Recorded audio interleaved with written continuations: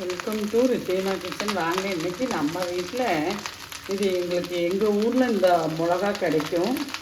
இதுக்கு இங்கே வந்து கொல்லை மிளகான்னு சொல்லுவாங்க. இங்கே வேறு ஏதாவது பேர் இருக்கான்னு எனக்கு தெரியாது. நான் வந்து இது வந்து அப்படியே ரெண்டு நாளாக அப்படி கட் பண்ணி வச்சுருக்கேன். அதோட ஒரு ரோஸ்ட் பண்ணுறது பார்க்கலாம். இது வந்து இந்த டைம் கிடைக்குங்க, ஆடி மாதம்.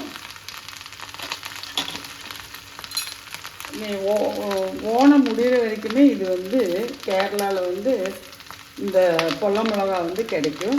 நான் வந்து ஒரு 7 மிளகா எடுத்துருக்குறேன். அது இவ்வளோ மோர், இந்த கிளாஸில் ஒரு 3/4 கிளாஸ் மோர் எடுத்துருக்குறேன். இது வந்து நிறையா விதமாக செய்வாங்க.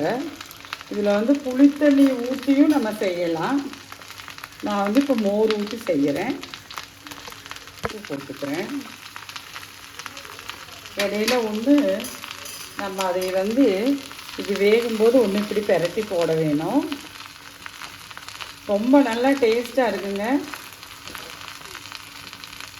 இந்த சீசனுக்கு வந்து இது செய்யாத வீடே இருக்காதுங்க. ரொம்ப ஹெல்த்தியும் கூட, அவ்வளோ காரம் இருக்காது. இது மிளகா பஜ்ஜி போடலாம், ரொம்ப நல்லாயிருக்கும். இதுக்குள்ளே புளி வச்சு போடுவாங்க. அது மாதிரி ஒரு மிளகா சட்னி இருக்குது, கார சட்னி, அது உள்ளே வச்சுட்டு இது வந்து போடுவாங்க. அதெல்லாம் நான் போடும்போது காட்டுறேன். இது ஒரு வறுவல் பார்க்கலாம் பாருங்க. திருப்பி போட்டுக்கலாம்.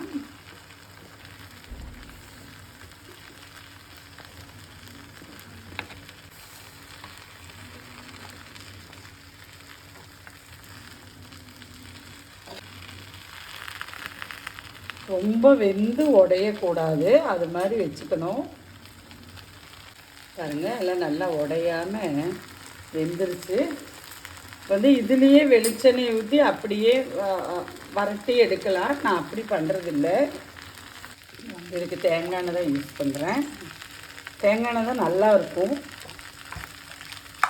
காஞ்சிருச்சு. இதில் ஒன்று ஒன்றா வச்சுருவோம்.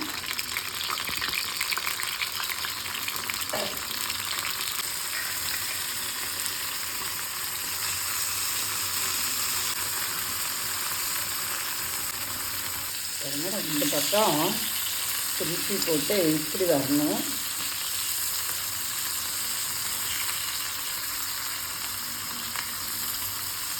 கண்டிப்பாக உங்களுக்கு கிடைச்சிச்சுன்னா, இப்போ எல்லா பக்கமே வந்து இது பெரிய பெரிய மாலில், டிபார்ட்மெண்ட் ஸ்டோரில், ரோடு சைடு, நம்ம கேரளா ஸ்டேட் ஒட்டி இருக்கிற ஊர்லாம் வந்து இது ரொம்ப நல்லா கிடைக்குது.